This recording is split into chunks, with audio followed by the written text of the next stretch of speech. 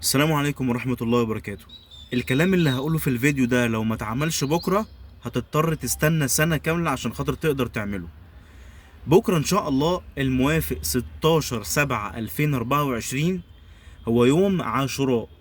يوم عاشوراء ده يا جماعة يعني صيامه سنة مهجورة من سنن النبي صلى الله عليه وسلم. يعني انت عندك دلوقتي احنا في يوم عرفة الناس اغلبها بتصوم، يعني تحس ان كل الناس صايمة يوم عرفة. ليه بقى؟ لان يوم عرفة ليه فضل. النبي صلى الله عليه وسلم بيقول من صام يوم عرفة فاني احتسب على الله ان يكفر السنة التي قبله والسنة التي بعده. تمام. طب صيام عاشوراء بقى ثوابه ايه؟ يكفر السنة الماضية، يكفر صغائر الذنوب من السنة اللي فاتت، ومع ذلك مش كتير خالص اللي بيصوموا. طب هو انا بصوم يوم عاشوراء ليه؟ هو ايه يوم عاشوراء ده اصلا؟ يوم عاشوراء ده كان النبي صلى الله عليه وسلم في يوم من الايام رايح المدينة المنورة، فوجد اليهود بيصوموا اليوم ده، فسأل بيقول هو لماذا يصوم اليهود هذا اليوم؟ فقالوا ان هذا اليوم هو الذي نجى الله فيه موسى من فرعون واهلك ايضا فرعون. فالنبي لما سمع كده، يعني سمع ان اليهود بيصوموا اليوم ده، قال ايه بقى؟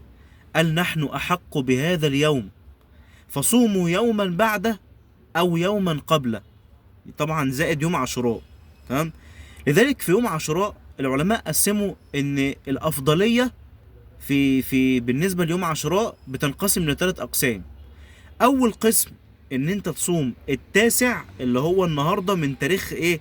من تاريخ تسجيل الفيديو النهارده. تمام. وتصوم يوم عاشوراء ده لان احنا لسه في المرتبه الاولى في رقم واحد. تصوم النهارده يعني التاسوعاء، وتصوم عاشوراء، وتصوم الحادي عشر. دي افضل مرتبة من مراتب الصيام. العلماء بيقولوا ان انت لو صمت الثلاث ايام دول كل واحد الحسنة بعشر امثالها، كأنك صمت شهر كامل زائد تكفير السنة الماضية. طب الافضلية التانية الاقل منزلة ايه هي؟ ان انت تصوم تاسوعاء وعاشوراء. تمام. طب رقم ثلاثة بقى ودي اقل افضلية، ان انت تصوم يوم عاشوراء بس. ان انت تصوم يوم عاشوراء بس.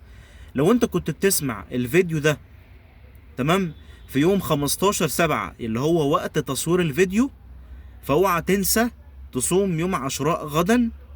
وكمان اوعى تنسى لو انت مش هتقدر تصوم، لان احنا على فكرة في ايام صعبة جدا بالنسبة للحر.